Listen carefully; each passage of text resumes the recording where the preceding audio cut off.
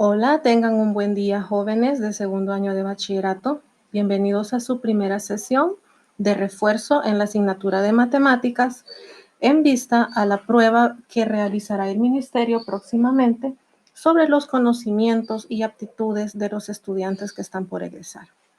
En esta oportunidad vamos a compartir nuestro primer tema del día de hoy, en el cual vamos a tener una sesión de estudio acerca de la estadística.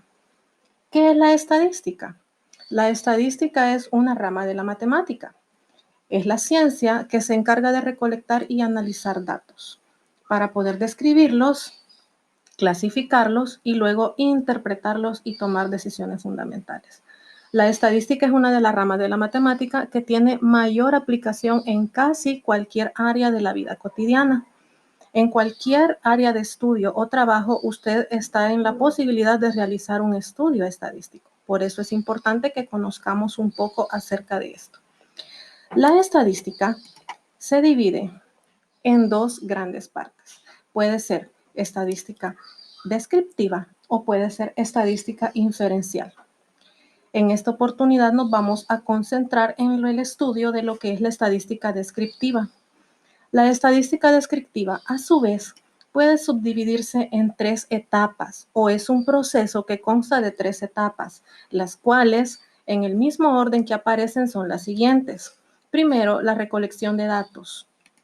Segundo, la organización y presentación de los datos. Y finalmente, el análisis de los resultados de todo el estudio que se ha realizado. Veamos a continuación cada una de estas etapas con un poco de detalle. Primeramente, la recolección de datos es el primer paso que nosotros desarrollamos al momento de hacer un estudio estadístico. Y para la recolección de datos es necesario determinar algunos elementos. Por ejemplo, ¿qué es lo que quiero saber o qué es lo que quiero estudiar? ¿Sobre quién queremos saber algo? ¿Y cómo vamos a investigar? ¿O cómo vamos a hacer para llegar a ese conocimiento? Estas tres preguntas están relacionadas con algunos elementos o conceptos básicos de la estadística, como lo son población, muestra, variables y técnicas de recolección de datos. Veamos un ejemplo para que analicemos cada una de estas partes de la recolección de datos. Nos dice el ejemplo, se nos pide investigar cuál es el sabor favorito de refresco entre los estudiantes del colegio. Bueno, dentro de esta información tenemos algunos elementos que debemos distinguir. Por ejemplo, el sabor favorito de refresco. Eso es lo que yo quiero saber o estudiar. A eso nosotros le llamamos variable. La variable es la cualidad o la propiedad o característica que yo quiero estudiar en una determinada población o muestra. En este caso, nuestro objeto de interés es saber cuál es el sabor favorito de refresco que prefieren los estudiantes. Otro dato importante es los estudiantes. Esta es la población, ya que es el conjunto de individuos o elementos que yo quiero estudiar. Muchas veces, dependiendo del número de elementos de la población, si la población es demasiado grande, será necesario obtener una muestra, que es una parte representativa de la población. Es un subgrupo de la población. Luego, otro detalle importante que nosotros tenemos que tener bien claro es cómo vamos a investigar. Y para esto necesitamos determinar una técnica de recolección de datos. Para nuestro problema del ejemplo que tenemos acá presente, lo más probable es que nos decidamos pasar una encuesta, lo más sencillo, ¿verdad? Por el tipo de investigación que tenemos. Aunque no siempre la encuesta es la técnica más recomendable. Todo depende de la naturaleza del problema que estamos trabajando. Veamos un ejemplo más. Determina el número promedio de nacimientos por mes en los hospitales nacionales de El Salvador durante el año 2019. Vean, la naturaleza de nuestra investigación es muy diferente al ejemplo que teníamos en la presentación anterior. Empecemos a analizar cada uno de los elementos de este problema. Primero tenemos la variable, que es el número promedio de nacimientos. Note que ahora la variable es una variable numérica, porque cuando yo empiece a investigar cuántos nacimientos hubieron cada mes, los resultados que vamos a obtener van a ser números. En el ejemplo anterior, lo que yo voy a obtener como respuestas a mi encuesta son los diferentes sabores de refresco. Es una variable no numérica. En cambio, esta es una variable numérica. Eso significa que las variables se pueden dividir en cualitativas y en cuantitativas. En este caso, para el ejemplo que tenemos acá presente, tenemos una variable cuantitativa. Ahora veamos quién sería la población. La población serían los hospitales nacionales de El Salvador, porque de ellos es de quien yo quiero investigar una cierta información. Ahora, ¿cómo vamos a hacer para recolectar esta información? Noten que la naturaleza es diferente. Acá ya no nos conviene quizás pasar una encuesta, porque ¿a quién le pasarían ustedes esa encuesta? ¿Se la pasarían a los médicos o anduvieran buscando a cada una de las madres que asistieron a ese hospital durante el año 2019? Por esto es que existen diferentes técnicas de recolección de datos y diferentes maneras de recabar información. Y están clasificadas en este apartado que se les acaba de presentar en la pantalla. Existen fuentes de información primarias y fuentes de información secundarias. Dependiendo de la naturaleza del problema que usted va a investigar, va a seleccionar la fuente de información o la manera más adecuada de recolectar su información. Para este caso, quizás una de las maneras más sencillas o más factibles de adquirir la información es a través de expedientes. Acercarnos a cada uno de los hospitales y solicitar los expedientes o solicitar algún tipo de documento o dato estadístico que tengan ellos archivados en administración, pero de ninguna manera quizás sería conveniente pasar una encuesta o hacer una observación directa, por ejemplo. Esto es algo que ustedes deben de evaluar en cada uno de sus procesos de investigación, dependiendo de la naturaleza de la variable y de la población que ustedes están investigando. Pasemos a otra etapa. La segunda etapa es la organización de datos. Esta etapa se refiere a tabular. Una vez usted haya obtenido la información o la haya recolectado por medio de encuestas, entrevistas u otros instrumentos, usted la tiene que presentar en tablas para ordenarla. Las tablas pueden ser de diferentes maneras. Existen tablas para variables cualitativas.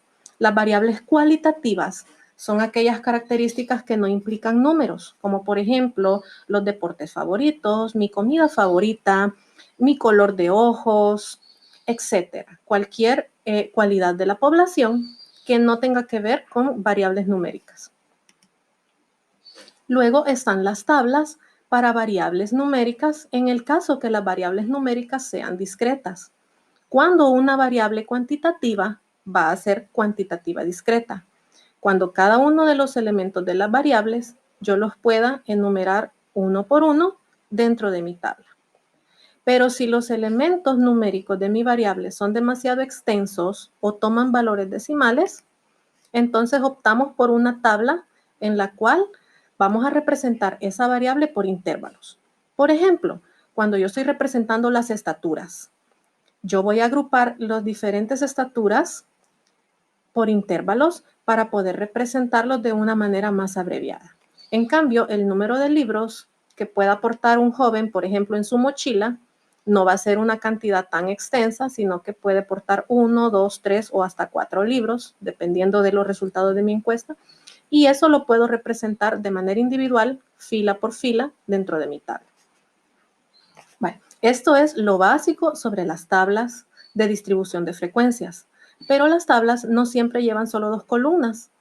Pueden llevar más columnas, dependiendo de cuánta información yo quiero obtener. Yo le puedo ir agregando columnas dependiendo de los datos o parámetros que yo voy a calcular. Por ejemplo, cuando vamos a calcular porcentajes, cuando vamos a calcular una media aritmética o una desviación típica, es necesario agregar otras columnas donde vamos haciendo diferentes cálculos. Y entonces mi tabla de distribución de frecuencias se va a extender. Pero los elementos básicos de la tabla son estos, ¿verdad? La variable y la frecuencia, que es el número de repeticiones que se da por cada uno de los casos. Pasemos a la siguiente etapa, que también forma parte de la organización de datos. Luego que yo he recolectado los datos y los organicé en una tabla, los vamos a presentar y se presentan por medio de gráficos. Los gráficos pueden ser de diferentes tipos también, según la naturaleza de la variable. Voy a presentar los gráficos y los voy a explicar de manera resumida. Luego usted, si quiere, puede pausar el video para poder leer con mayor detenimiento cada uno de los textos que están acá en la presentación. El gráfico de barras puede ser gráfico de barras horizontales o verticales. La característica de este gráfico es que se usa más que todo para variables cualitativas o para variables cuantitativas discretas. Las barras están separadas. La separación entre todas las barras tiene que tener la misma medida. De igual manera, el ancho de las barras debe de ser de la misma medida. En la parte de abajo, en la parte horizontal, se coloca por lo general la variable y en la parte vertical se coloca lo que es la escala para la frecuencia, para la columna de las frecuencias de mi tabla. Veamos otro tipo de gráfico. El histograma. El histograma es muy parecido al gráfico de barras, pero tiene diferente aplicación. El histograma se utiliza solo para variables cuantitativas continuas. Eso usted subráyelo y apréndaselo muy bien porque es un dato muy importante. Note que el histograma, todas las barras están unidas. Al igual que el gráfico de barras, deben de tener el mismo ancho cada una de las barras, pero la diferencia es que las barras están unidas y eso se debe a que refleja variables cuantitativas continuas. De manera similar, en la parte horizontal va la variable y en la parte vertical, en el eje de las Y, va la escala para mis frecuencias. Gráfico de líneas. El gráfico de líneas es un gráfico que se utiliza para representar cambios a lo largo del tiempo. Note que en la barra o en la línea horizontal, en el eje de las X, se reflejan los cambios en el tiempo, los cuales pueden ser meses, años o semanas o días. Y en la parte del eje de las Y, en el eje vertical, se reflejan las frecuencias. Y de esta manera podemos ver a lo largo del tiempo si una variable va subiendo o va bajando, si va aumentando o disminuyendo. Este gráfico es muy utilizado en economía para representar las ganancias o las utilidades de una empresa a lo largo de una temporada o a lo largo de un periodo de tiempo.